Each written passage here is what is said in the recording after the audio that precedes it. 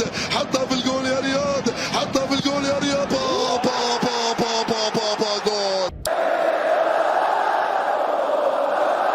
اليوم طاقم تحكيمي الفيصل في جدة، وهنا اللقاء المنتظر. الأسطورة الخالدة في كرة القدم والذي سبق له. يحاول آلان سان ماكسيمان علي المرة دي على القائم الثاني إلى رياض، استلم الكرة رياض بالعرض من رياض لأليوسكي اللي كان بيحاول، لكن شوف سان ماكسيمان إلى رياض محرز اللي استلم وعدى ومر ولعب الكرة بعرض الملعب. حلو عند أليوسكي براغا، لكنه نجح في التصدي لها. يمرر الكرة عند فرانكيسي اللي يلعب الكرة سريعة المحاولة من الجانب الأيمن. محرز يلعب الكرة بسام الحريجي، عرضية حلوة. شوف الإعادة، شوف الكرة من رياض محرز حطها حلوة عند بسام الحريجي. شوف بقى هنا فرانكيسي محرز، ادي الكرة اللي موجودة عند رياض محرز، استلم وحافظ عليها كويس رياض، لعيب حلوة في فقط.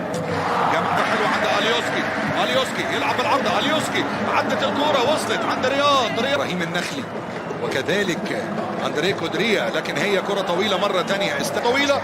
وادي التسلل اللي احتسبه حكم المباراة. الجانب الايسر ميسيديان لحد دلوقتي لم يقدم نفسه، واجد في خانة الجناح الايسر، لم يجي مع الكرة وتقدم.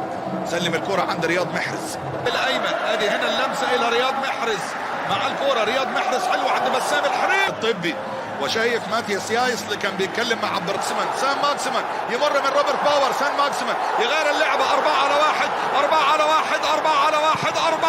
حكم المباراة بيقول العب على كورة. رياض يغير اللعبة عند سان ماكسيمان لعب الكرة طويلة. رياض ولكن يطلع يمسكها فيكتور براغا. استمر كريس ماريسيتش بهذه الطريقة سيستقبل أكثر من هدف، لازم يقفل وسط ملعبه أكثر من كده.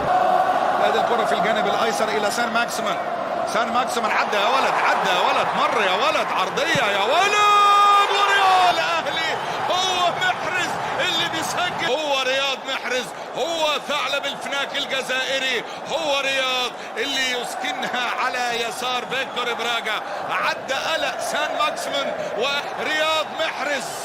شكون هو؟